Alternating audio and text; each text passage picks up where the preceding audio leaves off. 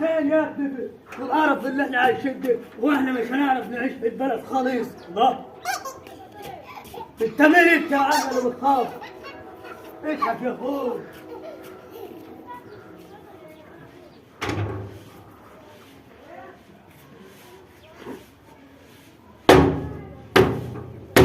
احنا كده نطلع احنا الاثنين ده.